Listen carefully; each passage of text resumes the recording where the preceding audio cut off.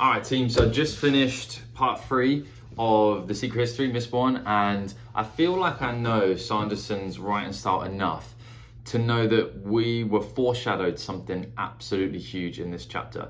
And that seems silly to say because we're foreshadowed something absolutely huge in almost every single chapter, but there's one thing that definitely caught my attention here, and if true, it will be huge. Now, will it occur in this book? I don't know. I don't think so, but it will definitely occur later in the Cosmere, in my opinion. And what I'm talking about is when Preservation says to Kelsier, you can't stop ruin. You might as well try and stop time. So, surely, with the types of beings and gods that we have in this Cosmere, the ability to stop, rewind, or fast forward time in some manner will come to fruition. You heard it here first. Unless, of course, you've already had that guess or read further on than me and know that that happens. In that case, you didn't hear it here first. But if you're with me, you heard it here first. Also figured out that Ati is well, I say figured out. I also remembered when someone kindly commented it to me, actually, that Ati was the name for the vessel of ruin. And Ati is very close to Atium or Atium. So maybe it is 80, I don't know. And Atium was the body of ruin. So this got me thinking as to, well, what's the body of preservation? The body of preservation is surely those beads that people kind of ingest to become Mistborns. I don't think there's a name for them, but that would logically be the metal or item. I suppose it is a metal still. The metal that is the body of preservation. So I don't want to jump ahead and then have to go backwards, but the more on that in a little bit.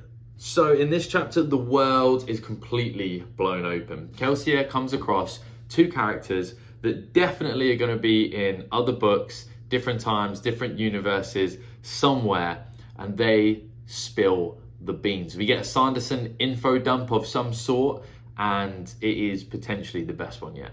So Preservation mentions Senna. He mentions her like she's an old lover. So I would guess that she was. Hopefully we find out more about Senna in this book. That would be awesome. But if not, then there must be one of these books in the Cosmere must be about the god that gets split into 16 different shards and the story of how that happens. It must be, because it's such an enticing story. And that's the big thing that we find out. We find out that there's a god called Adonalsium. Yep, Adonalsium looks pretty much right. So Adonalsium is split by 16 people. And why they want to split the god, I don't know. But they do, and 16 shards come off. And Preservation and Ruin are only 2 of them. And those shards, they find like human vessels, it would seem. And Preservation and Ruin were like a pair. And 16 shards, 16 metals. It's all looking very poetic. But what this does is it blows the Cosmere open so wide. Because I would guess that all of these are going to be pairs. And they have some really cool names. I can't remember off the top of my head. So I've got them written here. Some of them are Autonomy, Cultivation, Devotion. And I would guess all of them have a pair. Maybe each pair has a world that is created. I don't know. But that would be logical based on what we've seen so far. So I have so many theories based on this information. And the 2 people who tell us this information are very interesting as well. One of them clearly has a gun based on Kelsier's explanation. So they're either on a completely different world, which is very likely, and maybe from a completely different time, which seems possible based on the foreshadowing of Preservation, what I talked about a little bit earlier, saying you might as well stop time. So it would seem time is going to come into this somewhere, somehow. But when you traverse large amounts of space, maybe to another universe or another planet, for example, then obviously time is affected in some way as well. So I don't know, there's just a lot of possibilities that I'm really excited about. So back to these metal, like god metals. So we have Atium and the one that is Preservation's body, which I believe is the bead that gives people Mistborn powers. This would suggest that every one of these shards has its own metal and that it would have its own power. And potentially that power allows you to interact with regular metals in a different way. And we also see one of these strange characters that Kelsier has met, like instantly light and instantly unlight a fire and like pack it away. So I was thinking maybe, like I just said, maybe every single planet has like its own version of Mistborns or people who have ingested or using the god metal from the shard that created that planet, and it allows you to interact with metals in a different way. And maybe one planet allows you to mess around with the elements like fire, water, air, earth, some other stuff. Sounded like the intro to Avatar, the last Airbender right there.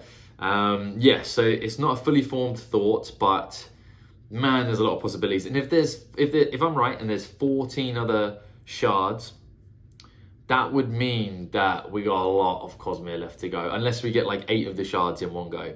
So long-term predictions, surely we see somebody recreate Adenausium. I don't know why that word is so hard to remember. We're going to see somebody recreate Adenausium, and maybe that's where the long-term of this Cosmere story is going. Because we already have Sazed, who is now Harmony, which is ruin and preservation together. So based on that logic, 2 things. Number 1, Sazed would probably be one of the most powerful beings in the entirety of the Cosmere, logically speaking. Number 2, maybe that's where the Cosmere is going. Maybe you can re-bring together splintered shards. And I would guess you can only bring together the 2 that are like opposites of each other, but that would suggest that we would get 8 beings of the same power, similarity as Sazed. And then maybe there's groupings, right? Because there's groupings for how Mistborn can use metals. There's like outwards physical, inwards physical, and stuff like that. So maybe then we can get 4 super powerful beings, and then 2, and then just 1. But it's also suggested that you can splinter a shard as well. So maybe we can go from 16 to like 32. I don't know, a lot of numerical options, but I think a logical endpoint is somebody, something, somehow trying to bring back Adenausium's power, all combined and consolidated into one being. And that would be wild. Kind of like a Thanos situation.